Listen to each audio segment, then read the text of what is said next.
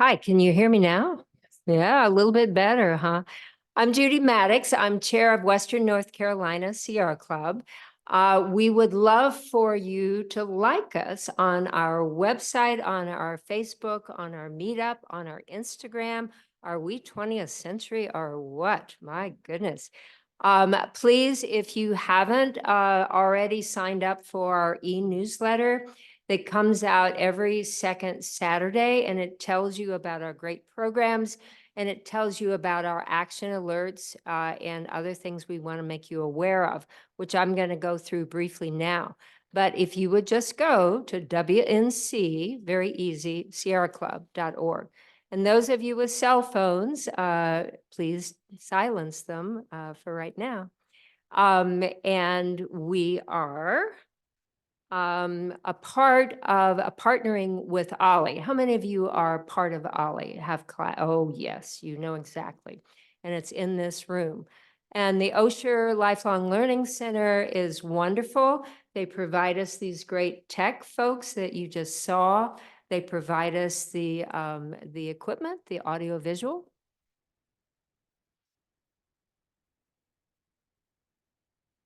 And this is not part of our paid programming here. Okay. Okay.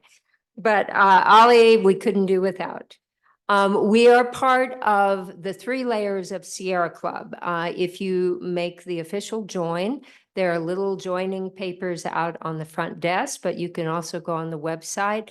The National Sierra Club will give you a beautiful glossy magazine every month and tell you of international trips. And I've been on some of those international trips. They're wonderful. The chapter, which is out of Raleigh, North Carolina, is working on statewide issues. And just to give you a sample, they're working especially on the wood chips. Do you know that Europe has this weird idea, England, that if they cut down all of our trees in North Carolina and bring them over and burn them up, that's sustainable resources? Wrong. They don't have any idea. So we're working very hard to stop that. And of course, Western North Carolina, yours truly, we're working very hard, and you will see, on trying to stop single-use plastics and working on the river, in working with kids program. And I'm going to show this to you. First of all, I would like to acknowledge with respect that we are on Cherokee ancestral land, and we respectfully honor that they have taken care of it for generations and have handed down our rivers, our forests, our beautiful mountains. We have a hybrid program. First Wednesday, those of you who know us for years know that we used to be Thursdays, but right now it's every first Wednesday.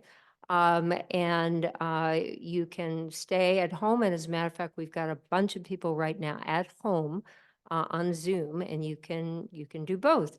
If you are interested, we have a leaders meeting right before this 7 o'clock meeting at 5 o'clock. And if you'd like to contact me, we would love to have you to join us upstairs to put our heads together to say, you know, what do we need to do for our next couple of programs? What do we need to be working on? We will have hikes. We have hikes every month, and we have 3 hike leaders, but right now we don't know what our hikes will be, so stay tuned to our website. But I do want to tell you about our kids program. It's called Kids Adventure Club. And if any of you are drawn to that, we want you. Please contact me after the program or on email. And my email is on our website. In the summer, we usually have 2 hikes in the summer months with inner city kids with different programs. We just finished a very successful program with Asheville Middle School every Tuesday afternoon, where we took them to the Arboretum, the Botanic Garden, the creeks. One of our favorite things to do is take them out to pet snakes. All of you guys snake lovers out there.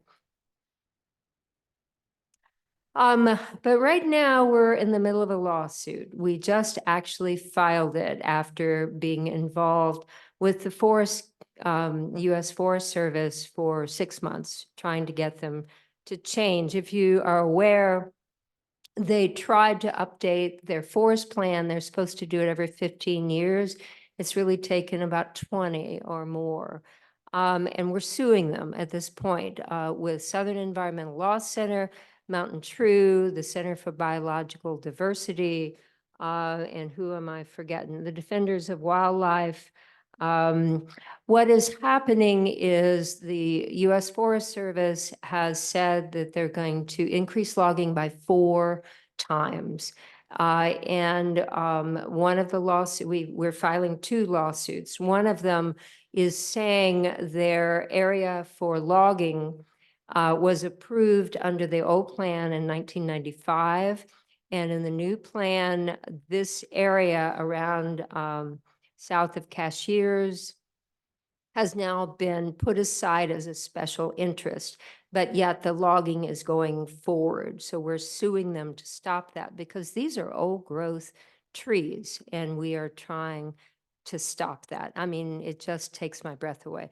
The second lawsuit is on endangered species, that again, they're logging in very sensitive areas. There are 4 species of bat that are very close to extinction. And we are creating this lawsuit to try to save those bats and to stop the logging. So stay tuned.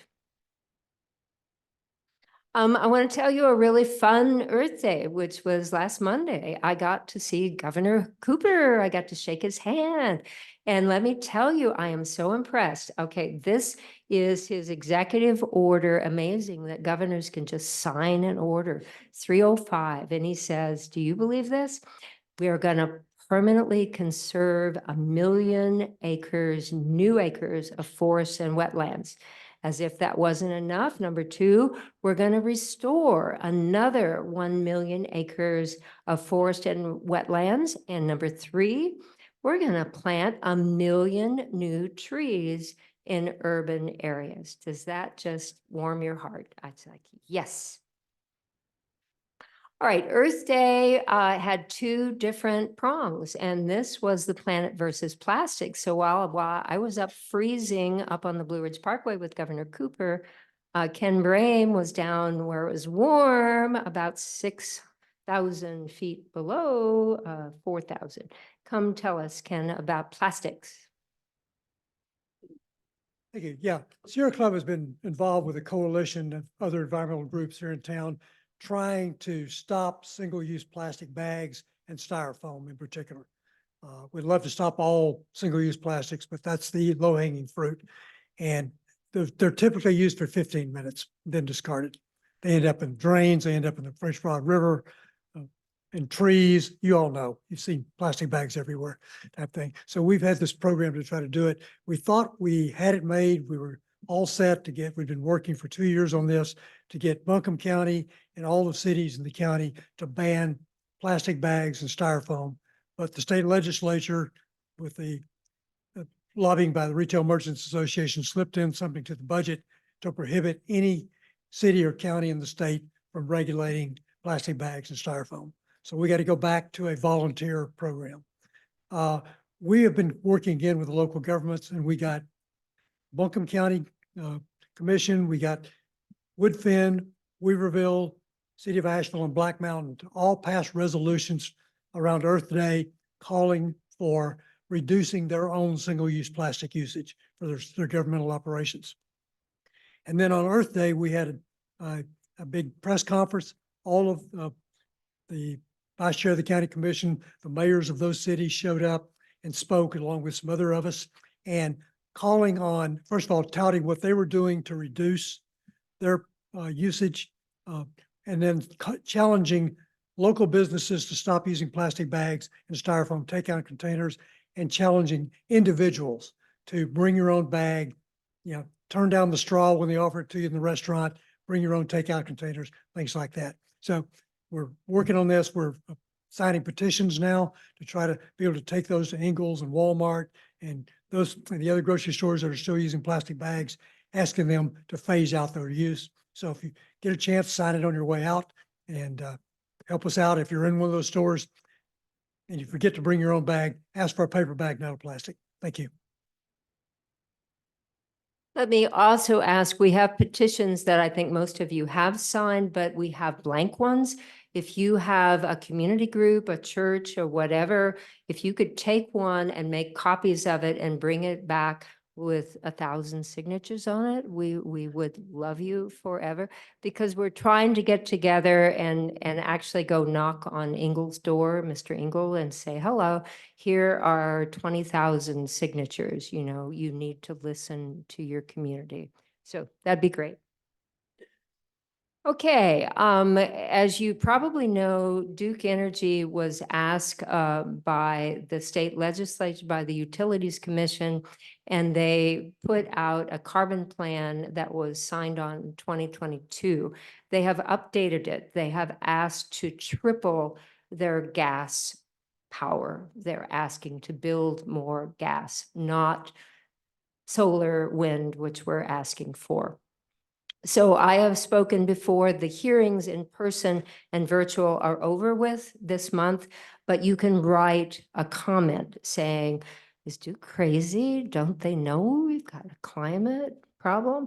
We have talking points. We have the link. If you will go on our website, WNC Sierra Club, please write a comment to the Utilities Commission, making it clear that you are against tripling gas, that we need to get serious about the climate. All right, community happenings. We just did a program last month on Electrify Asheville Buncombe to get you guys to get an EV car, to get a heat pump, to do everything you can to reduce your carbon footprint. There will be a webinar May 14th next week, and there will be a big fair from 11 to 5, June 8th at the AB Tech Mission Conference Center.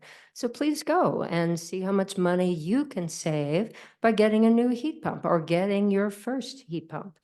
May 2nd, and Marcia's going to talk about this tomorrow. How about that? Tomorrow at 5:30 is the Mountain to Sea Trail presentation at East Library. So consider going there. And now I want to tell you with Rich Wash about a very successful cleanup on the river, and we want you guys to volunteer. So we had 8 canoes, and we cleaned the French Broad River from the River Arts District down to Woodfin. It was lots of fun. It was a nice warm day. 2 people to a canoe. So if you've never been canoeing before, that's fine. Just go with somebody who's a little bit more experienced. And you can see we collected shopping carts and cones and suitcases and tires. And I think the hardest thing that our canoe pulled up was a waterlogged sleeping bag that was entangled in a some tree that had fallen down. And the challenge was, how are we going to get this sleeping bag into our canoe without tipping the canoe and having us in the water? But we got it done. So I just wanted to show that. That's the crew that did the work. It was a lot of fun. Please come out and do it. Oh, the leader of that was Richard Cork. He would normally make the presentation, but he's not here today, so I volunteered. Oh, in September. Thanks. Did you guys see the grocery cart? Can you imagine pulling that grocery cart out? Pretty cool. How many of you guys would like to volunteer in September? Wow. Wow. Rich, you want to go get a paper and sign them up? I mean, pay. Okay, our next program, which will be June 5th, the first Wednesday always, will be Preventing Urban Sprawl. This will be with Mountain True. They're also called Neighbors for More Neighbors. It will be a great program. And again, in person here and on Zoom. So right now, Miss Marcia Broomberg, who is gonna just tell you these wonderful hiking trails everywhere. Thank you. Let's get started.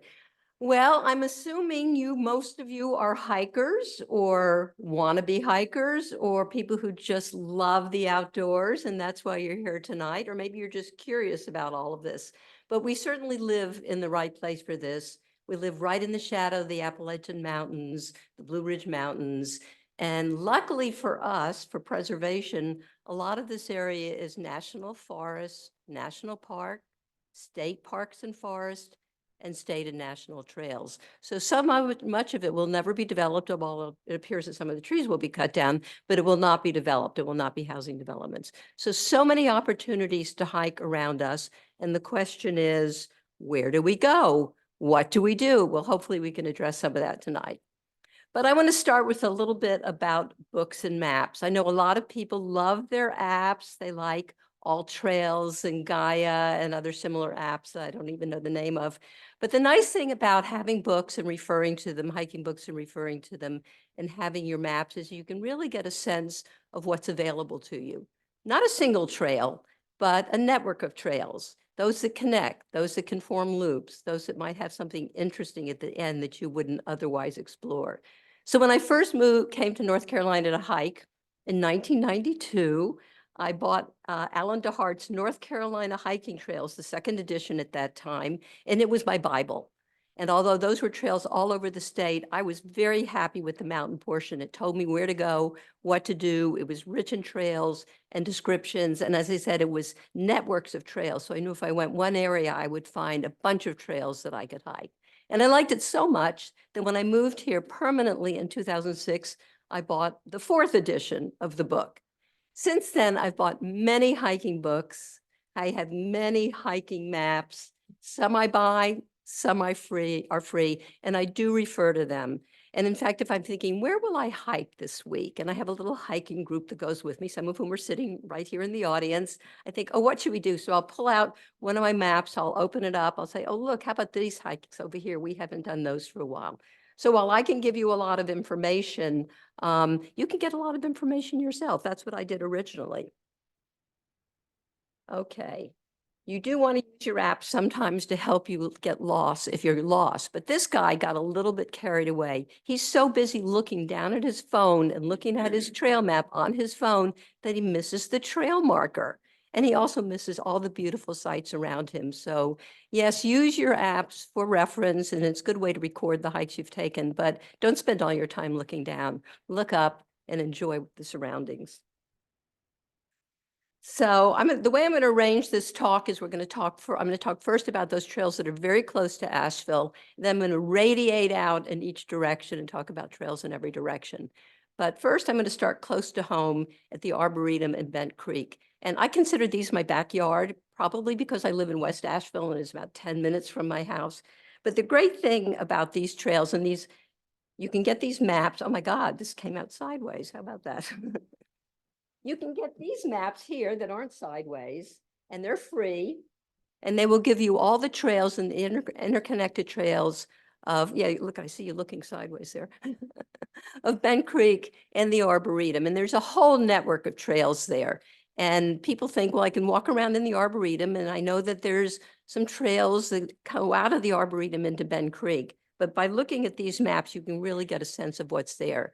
And you can enter this trail network through the Arboretum. You can enter the network from the Blue Ridge Parkway, or else you can also drive up Bent Creek Road, goes right in the middle of the trail system. And a lot of people are most familiar with the trails that go up towards the Blue Ridge Parkway, but there's also a whole set of trails on the north side that go on the right side of Bent Creek Road. And by the way, Bent Creek Road goes all the way up to the Blue Ridge Parkway. And I like to hike on those trails in the wintertime. They're south facing. I call it the sunny side of Bent Creek. And so if you're a little chilly, but you want to go out and hike, you want to go out and do something, those are the hikes to go on. With one caveat, this is bicycle heaven. So you really have to watch out for the bicyclists. They may or may not watch out for you. So you have to be aware. And even though supposedly hikers have the right of way, it's not worth arguing about when they're screaming down the trail and you're in their way. So that's a bit of a caveat. And you can hike there year round. And here are some pictures. And I have no idea why some of these pictures turned out sideways, but that's what happens with technology. But you can hike there all year round. It's always accessible.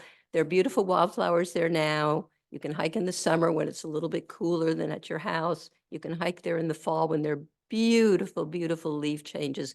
And even in the winter, on those few days now that it snows, you can take a snowy hike and in Bent Craig.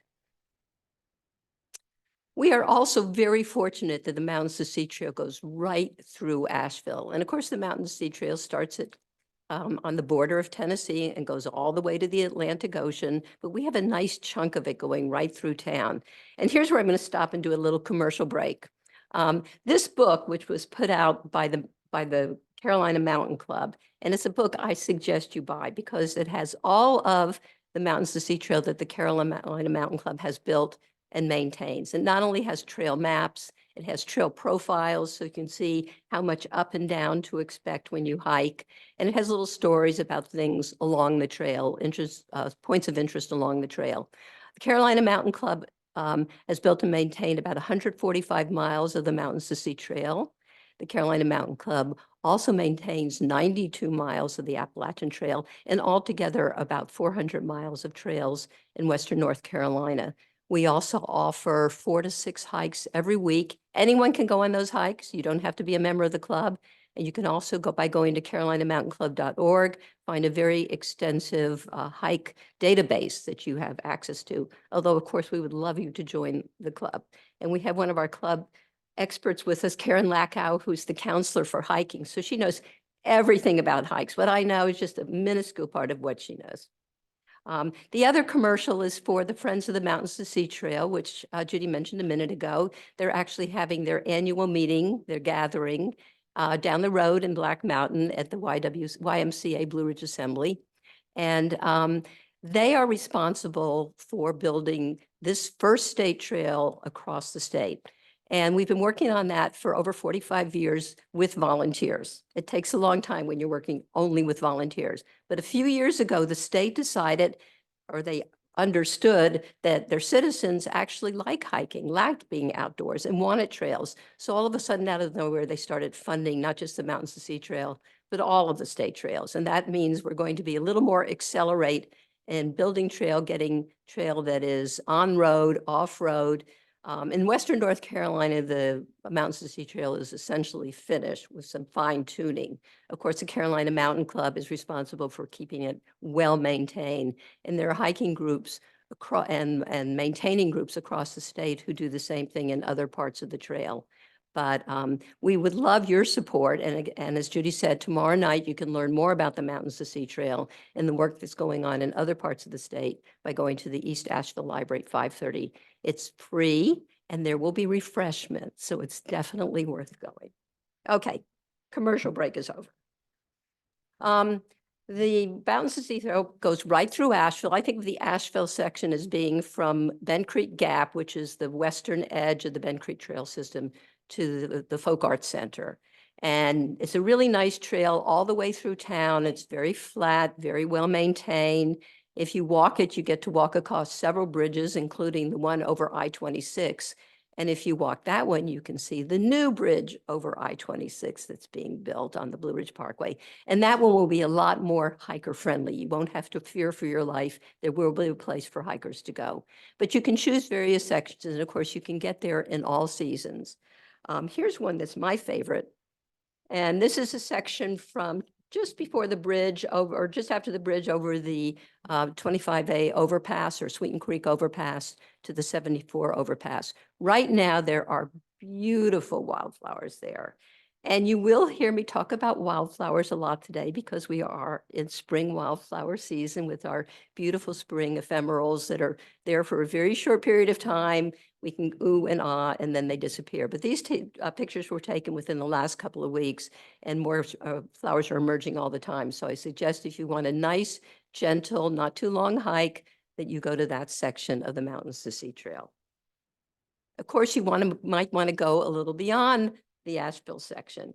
And if you drive about 2 miles on the Blue Ridge Parkway past the Folk Arts Center, there's a little pull off on the right. And this is something you can do if you have a very short amount of time. You can drive there, get out of your car, walk down to the Mountains to Sea Trail, turn left, and with half a mile, you're at the Haw Creek Overlook, or the first, I call it the first lunch rock because it's the lunch rock of one of many that is closest to Asheville. So you have beautiful views of Haw Creek. You haven't exerted too much effort to get there and too much of your time. There are wildflowers along the way. I have a picture here of a Solomon seal, and in case you didn't know, those flowers are edible and very tasty. After I took this picture, I ate all of those flowers. They were very good. But right now, if you go there, like within the next week, and you walk 1 minute past the entrance to Haw Creek Overlook to Lunch Rock, you will find pink lady slippers right next to the trail. And they are beautiful, and literally right next to the trail. You can't miss them. But of course, I said I was going to talk about wildflowers, and here's the section you must go to. You have to go now. Drop everything, go tomorrow, go Friday. This is where you must go now. The flowers between Craven Gap or Town Mountain Road, where it accesses the Blue Ridge Parkway, and Bull Gap, where Ox Creek Road comes. This section is so full of wildflowers right now. We hiked there Sunday. In this section alone, we came up with at least 30 different types of wildflowers. Now, I took these pictures a little before, about 10 days ago, and the flowers were just emerging then. By Sunday, they really were out. And the trillium, several kinds of trillium, the showy orchis, these little flowers, the white ones down at the bottom, are called shooting stars. They're very special. You don't see them everywhere, but there's a little rock ledge where you can find them along the Mountains to Sea Trail there near Craven Gap. And when I took this picture of the pink lady slippers, they were kind of not ready to be out yet. But then I went back later, and guess what? They had emerged, as have we saw some yellow lady slippers along the way. So you see all kinds of beautiful wildflowers. If you're interested, as I say, go as quickly as possible. Go now. You don't have to hike the whole thing. I think it's about 1.5 miles between one place and the other, but you can just hike in a little bit from either end and see a lot of beautiful things. The pink lady slippers are right by Bull Gap, Ox Creek Road. Or you might want to hike in the other direction towards Rattlesnake Lodge. And that's also a beautiful hike. The wildflowers are just beginning there because you're going up the hill. And of course, this is a historic area. You can learn all about the summer lodge that Dr. Chase Ambler built for his family up there in Rattlesnake. The lodge itself is gone, but there are foundations of some of the outhouses, the swimming pool, and it's interesting to learn about it. And there is a section about it in this Mountains to Sea Trail book that the Carolina Mountain Club puts out if you want to know more. And it's a nice hike in any season, even if the parkway is closed. You can go up Ox Creek Road from Weaverville and access this trail. And then you will be joyed. You will not be sorry you did it. But going further up the parkway, there are a couple of places where there's some beautiful wildflower hikes. Because they're further up, the wildflowers are just coming in. One of them is Lane Pinnacle. And that part of the Mountains to Sea Trail, if you start by the entrance to the Craggy Picnic area, you can hike back on the Mountains to Sea Trail towards Asheville. And if you get to the top of Mount Pinnacle, of Lane Pinnacle, which is where these people are in this picture, they just hiked up there. They're very proud of themselves. And of course, you can see the beautiful view behind them. And there were gorgeous wildflowers along the way when we did that hike last year. Some of the interesting ones were the doll's eyes. Those are white baneberries, and those are the seeds. The flowers themselves are white puffy flowers, but when they turn to seeds, they look like doll's eyes, which I think is very interesting. Excuse me? A lunch rock is where you stop to have lunch when you're hiking. I'll tell you about another one. So the first one was Haw Creek Overlook. I'll tell you about another one in a second. And then, so the rock harlequins are up there, and it's the only place I've ever seen them. They're little tiny flowers. I don't think they show up that well in this picture, but they're really cute. And then another section that's really nice to hike is between Graybeard Overlook on the Parkway and Glassmine Falls Overlook. And in fact, I'm leading a hike there for the Friends of the Mountains to Sea Trail gathering on Friday. And we scouted it last Friday when we drove up in the total fog, could barely see our hands in front of our faces, but it was really fun and beautiful to be up there. And while I think of the wildflowers getting there within a couple of weeks, there were already many there last Friday. There were a lot of trillium and spring beauties and wood anemone. I was very surprised to see them there that early. But if you go up there within the next couple of weeks, you'll see lots of wildflowers, and you can go to the second Lunch Rock, about a mile in from the glass mine overlook. If you walk in that direction, is an open area where you have views in both directions, to the east and to the west. When I took this particular picture, it was cloudy in the valley, so only the mountaintops show, but usually you get beautiful views from up there.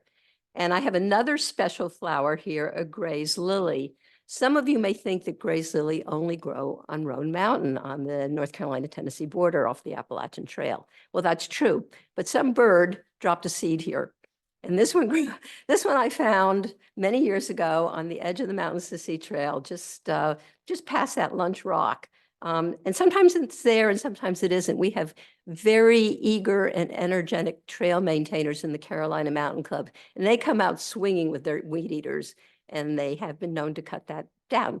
So we hope that it'll be a good year for it. It can be found in the middle of June if it's going to be there this year. Did you find the old flowers? Did I what? I the other flowers. The other flowers I have are the rose twisted stalk and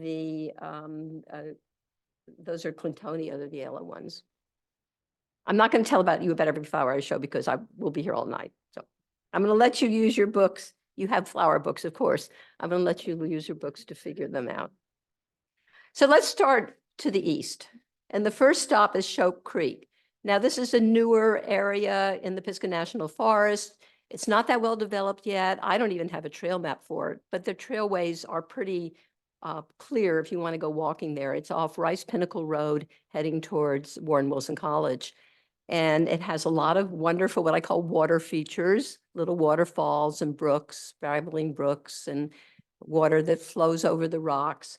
Has wildflowers this time of year, of course. It's beautiful in the fall. And you can take a nice gentle walk there, or if you're feeling really ambitious, you can walk up to the ridge line and even hike up to the Blue Ridge Parkway from there. Another place you have to be careful about bicycles. There are bicyclists there. Not a lot of them yet, but where there are a few, there will eventually be many. So something to watch out for when you go there. And a little further to the east is Montreat. And yes, Montreat does tend to get crowded on the weekends, especially. But you can get a map to the area, to all the hikes. There are really a number of hikes at Montreat. And these trails were built and are maintained by the people who live in Montreat. So we need to treat them with respect. But you can go anywhere from the very gentle gate trail, which is there sideways. You can go very gentle gate trail that follows the creek and has wildflowers. And I took my 3-year-old grandson there. He did fine on it. Or if you're feeling really ambitious, you can hike from there up to Graybeard Mountain, which is a very rigorous hike, not so wonderful trail. And you can stop on the way at Graybeard Falls. And at that point, you might choose to just turn around and come back. Or you can go to Walker Knob, or you can go all the way up to Graybeard, which these 3 women did. I was one of those.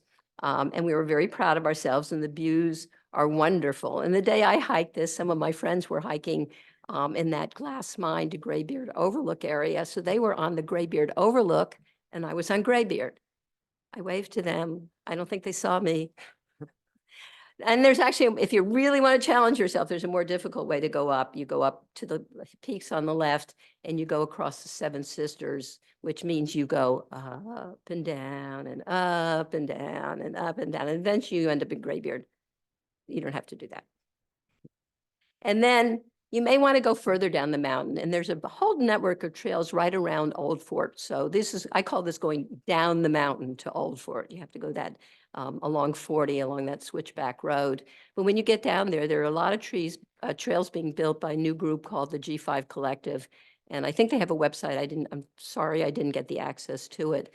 But it would be useful to have this particular map, which is a National Geographic map. And it's for the Linville Gorge and Mount Mitchell parts of the Pisgah National Forest. In other words, the portions to the east of us and the north of us. And from that, you're able to find some hikes in a little bit different area than you might normally go to. And one of my very favorites, where I was last week, is Curtis Creek, with also many sideways pictures. Excuse me?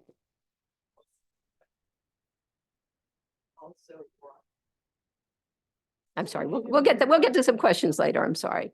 So there are many, many beautiful wildflowers at Curtis Creek, including two types of a little iris, dwarf iris. Those are one flower cancer flowers that are there, the little white ones. And the one that's sideways is a fairy wand.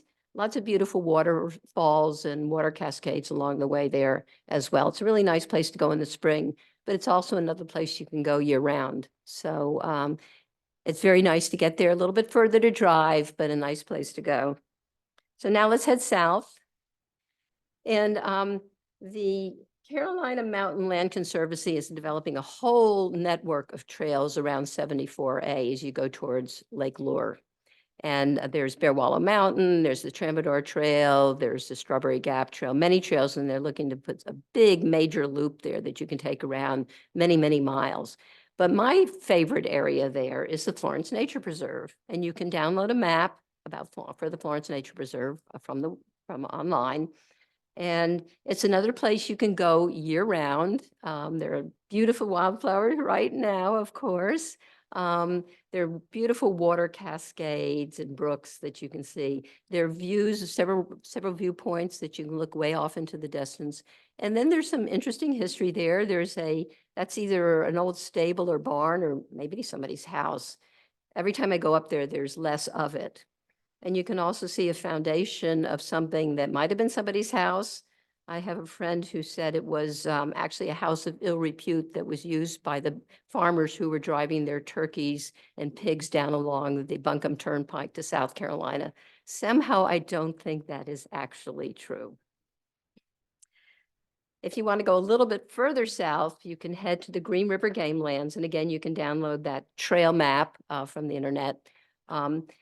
So this is a really nice place to go in the winter if you can't go anyplace else. And the trails are south-facing, so you get a lot of sunlight, a lot of warmth. You can either access the game lands by getting off at exit 53 from I-26 and going via Big Hungry Road, or you can do what I like to do, which is go down to exit 59, turn left, and head down this very interesting and challenging switchback road to get to, you've been there. I see someone shaking their head. You've been there.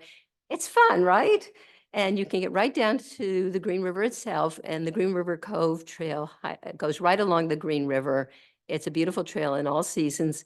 It's the place we go to see the earliest wildflowers. And you can see from these that the ground is pretty brown, but there were wildflowers.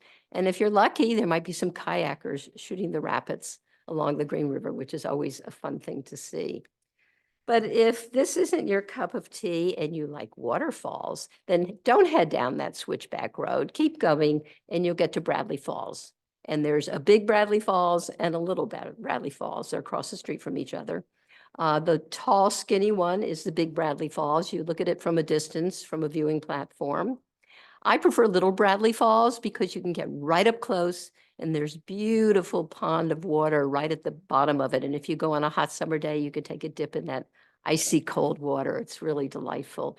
There are many wildflowers there early in the spring. They might be finished by now. I've included one because it's one of those flowers that I've only seen there one time. It's a willow Amsonia. And that's it. I've only seen it one time when I hiked that trail, but I took a picture of it. We'll give a warning for both these trails. They are wet trails. That means you have to probably wade through water to get to see either of the falls. I don't think you can really rock hop them unless you're very agile. For me, I just walk through the water, but it's definitely worth going there to see those falls. Okay, now we're going to start north.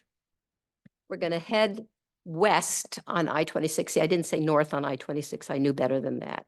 And we're going to take a turn off towards Hot Springs. But before we get to Hot Springs, there's the Laurel River Trail. And it's just when the road makes a turn to go into Hot Springs.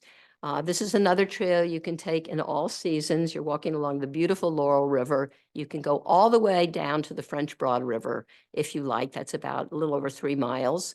Or you can just walk a little way in. There are beautiful wildflowers in the spring, but you can go there in all seasons. In the winter, when you can't get anyplace else, you can get to this trail.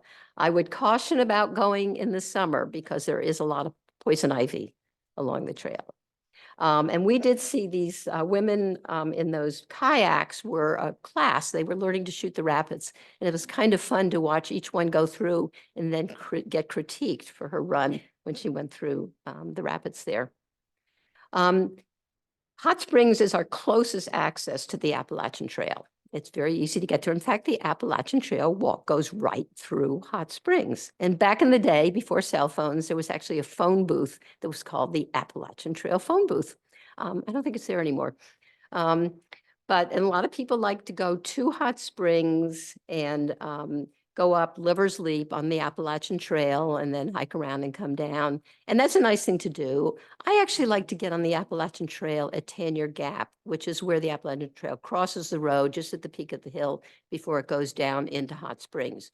It's nice to do a car shuttle from Tanier Gap down to Hot Springs along the Lover's Leap Trail or actually the Pump Gap Trail as well. Or if you want to just hike in a little ways, it's a nice gentle trail to hike in on.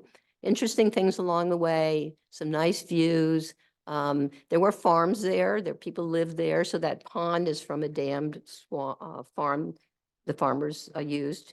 And then if you go to the first crossing of the Pump Gap Trail where it crosses the Appalachian Trail, turn to the right and go in just a little way. There's an old family cemetery that's interesting to see. And again, it's a place you can go year round. As you can see, those people who are standing sideways are there in the wintertime enjoying a hike. Or you can continue on the road and turn off I-26 and go to Barnardsville, and from there take the Dillingham Road into the Big Ivy area. And this is a very rich wildflower area. In fact, I am hiking there tomorrow. And beautiful, beautiful wildflowers. You can hike from the bottom all the way up. There's a road that goes all the way through, a Forest Service road that goes all the way through the Big Ivy area, but you can hike from the bottom up to the road and past it to a ridge line. Or you can take that road up to the middle of the trails there and hike a little bit less up to the ridge line and still see all the beautiful wildflowers. And these wildflowers are not just there in the spring, they're actually there throughout the summer.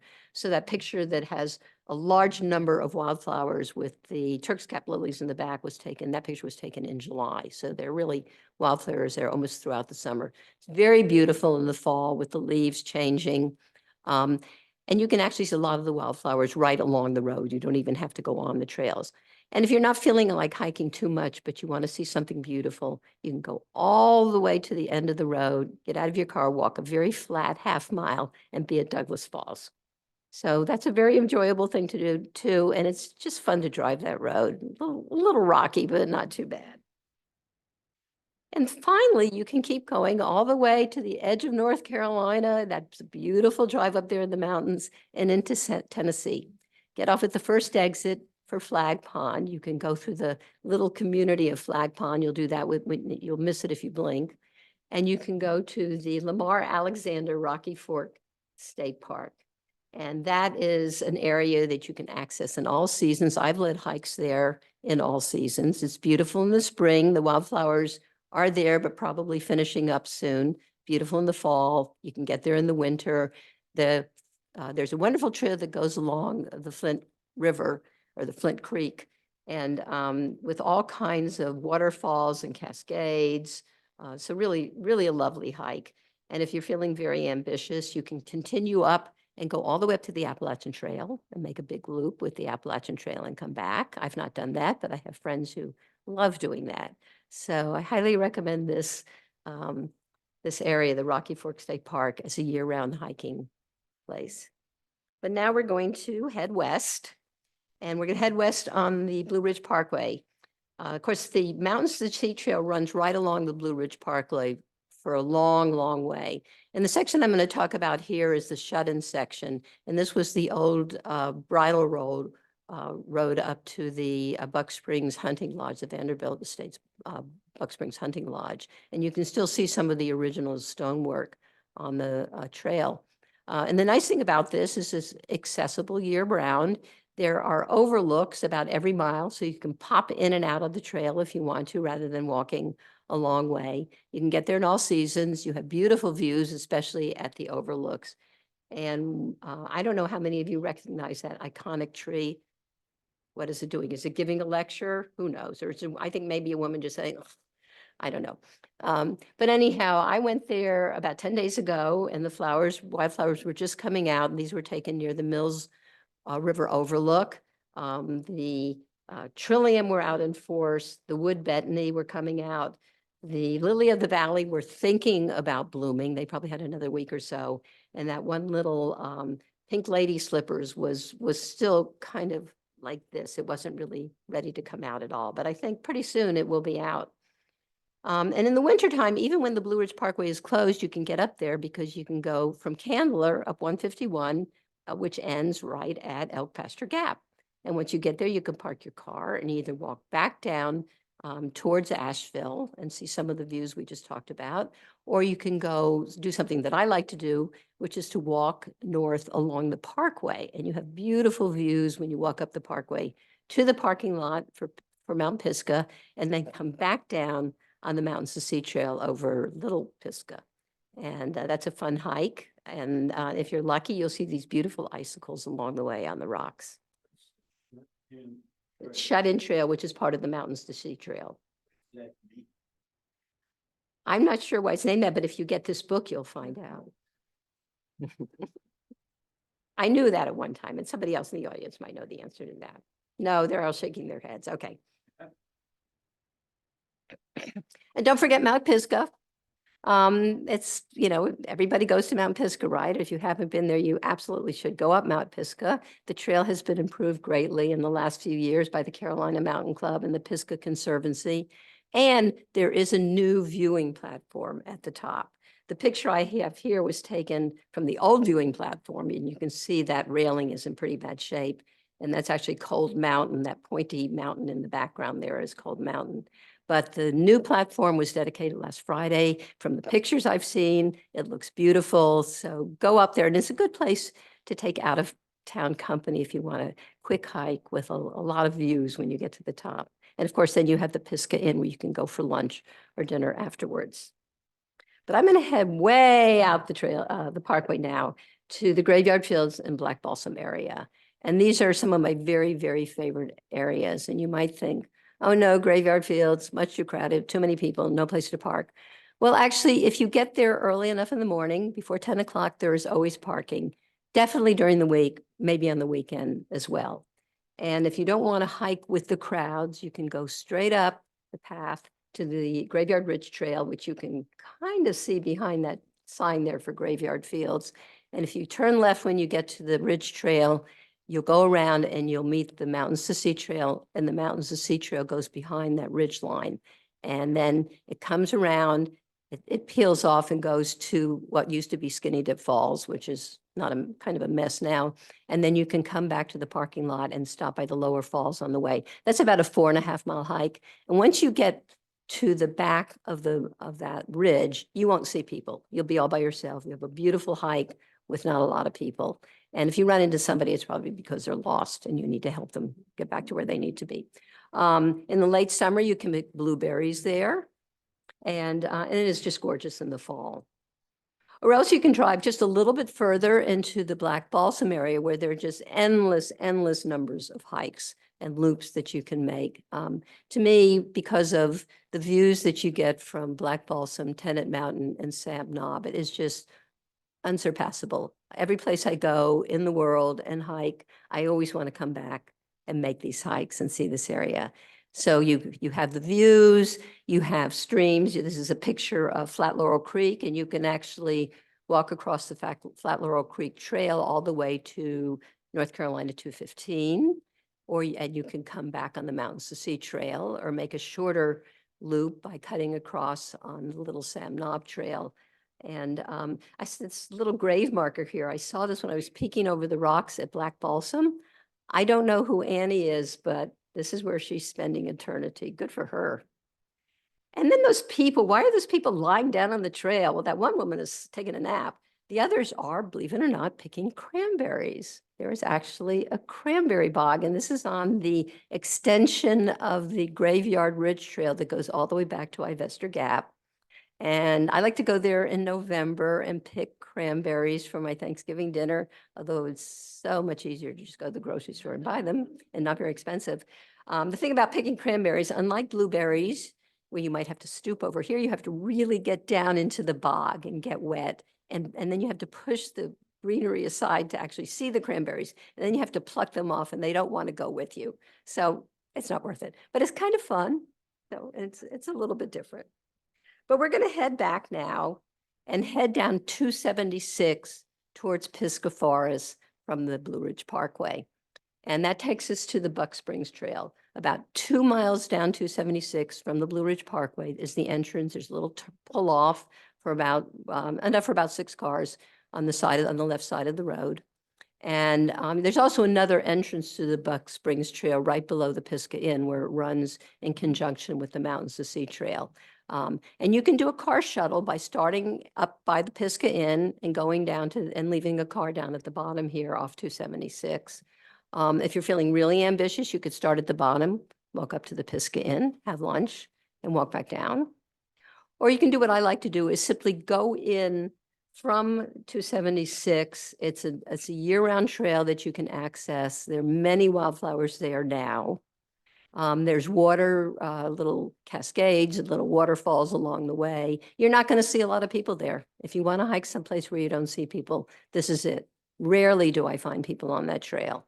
And if you want to hike a little bit further, you can go about 1 mile in, and the Barnett Branch Trail goes off to the right. And that sideway picture with a water cascade is a waterfall along the Barnett Branch Trail. And that will take you down to the Pink Beds. And if you want to leave a car, do a shuttle and leave a car at the Pink Beds parking lot, that's a nice shuttle hike to do as well. But this is just a great hike in all seasons. And when you enter from the Buck Springs, then you go about 3 miles with hardly any elevation change. So it's a nice, gentle hike to do, and a hike you can bring anybody on. And finally, there are all those many trails in the Pisgah Forest. This is a map that you must have. It is one of those ones. I actually have 2 of these, one that I keep in the car and one I keep in my house. And it is one that I will look at and say, where do I want to hike this week? So many trails. This extends all the way through the trails on either side of 276 as you go down towards Pisgah Forest and Brevard. And also the trails up by the Black Balsam area and all the way over to the Middle Prong Wilderness and Shining Rock Wilderness areas as well. So many hikes there. Here are some of the ones that I like to do. And you can put some of these together. So I've put the Cat Gap and John Rock hikes trails together, but that can also be linked to the Butter Gap Trail. Caney Bottom, Cove Creek are 2 trails you can put together for a nice loop, and they can also be linked to the Daniel Ridge Loop. Coontree Loop, when you get to the top of that, you can head off on the Bennett Gap Trail. So a lot of combinations you can make, and you'll know what those combinations are if you look at your map. So I love hiking here at the 2 of those hikes, the North Slope Trail and the Sycamore Cove Trail, are right at the entry into the park, into the forest. And they're great winter trails. You could get in really easily. They're not long hikes. They're beautiful views from them. And they're just good, gentle hikes to take in the wintertime if you can't go anyplace else. One thing you need to be aware of, again, Pisgah Forest has become bicycle heaven. There are bicyclists that come from all over the country and in fact all over the world to bicycle in Pisgah Forest. And they don't always understand that these are shared trails. And they don't understand that hikers built these trails and maintain most of them. They just don't get that. So you just do your best, share the trails the best you can.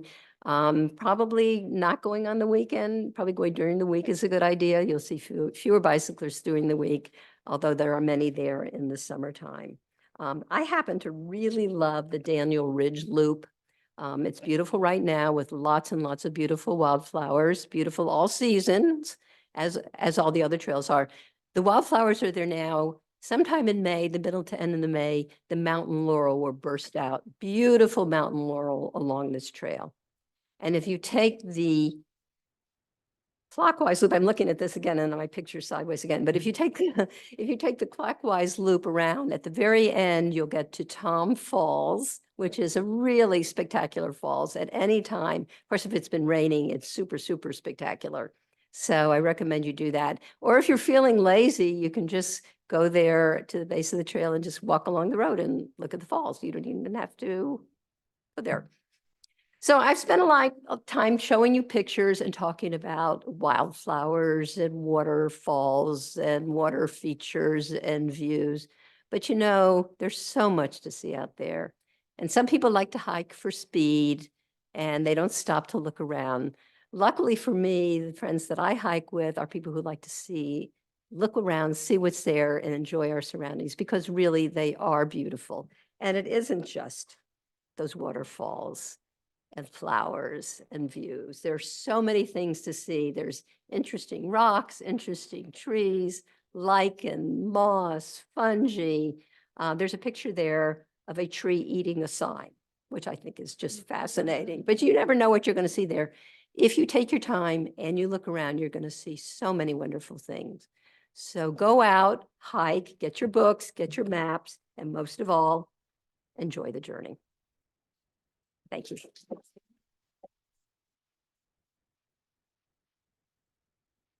You are all wonderful. If you've got questions, we have people with mics, so please wait for the mic before you ask your question. By the way, my friend Karen Lack out here, who I said is the counselor for hiking in Carolina Mountain Club, knows much more than I do, and she's going to tell me if I say something wrong.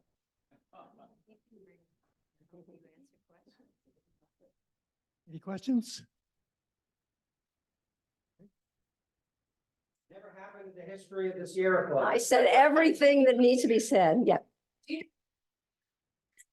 Do you need permits for, say the Appalachian Trail, for example, if you touch into that? No, you don't need a permit unless you have a big organized group. And then you How big? permission if you have a big organized group. Do you know what the definition of big is? I mean, how big? I mean, I don't know. If I was leading a hike for some, you know, bringing my school class there, I would definitely ask permission to do that. And also if you're into the wilderness area like Shining Rock, you would need a permit. And again, I think it's 10 10 people. people. I think. 10 people is the maximum for a group in the wilderness area. I would like to make a comment. I have the mic if anybody needs to ask a question, but I'd just like to mention that bikes aren't allowed on all trails. They're definitely not allowed on the Mountains to Sea Trail, They're only allowed where they're designated.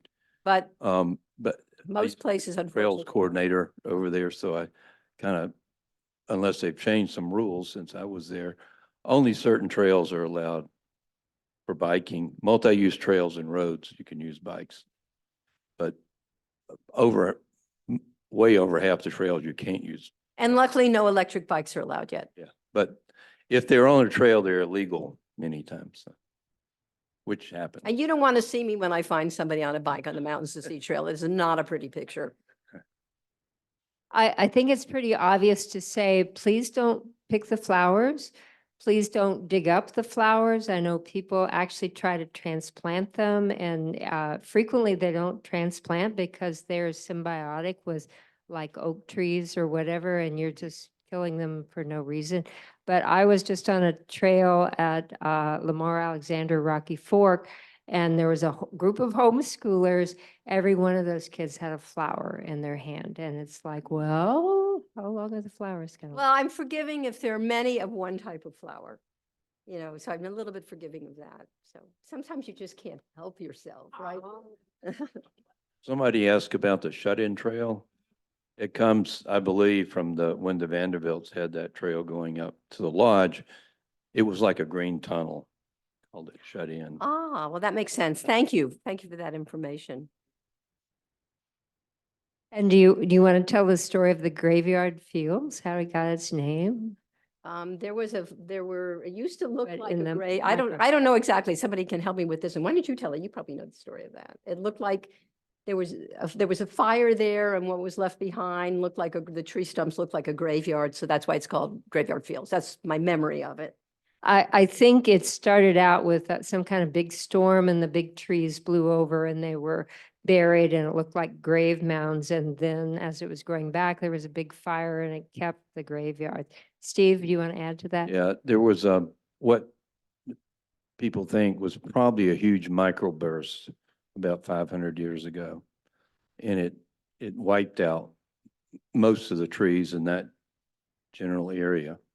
And there were, over many years, the vegetation, the trees didn't come back very well. But there were big piles of down trees. And when people saw it a couple of 100 years ago, they thought looked like big graves all over the place. Basically, that's what Thanks. It's good to have somebody who Story knows what they're came talking about. from. Instead of somebody. That's where the story comes from. And Well, okay, folks, one more round of applause for this wonderful lady. And I have my cards for the Carolina Mountain Club and for the Mountain Sea Trail if you want to have some references to learn more about them. Let me invite you to come back same time, same place, June 5th for Neighbors for More Neighbors, Preventing Urban Sprawl. If you would like to sign up for the river cleanup in September, please come on up and we'll let you sign up. And if you want to sign up to help with hikes for the kids, gosh, we need as many mentors as we can for inner city kids. So thank you all.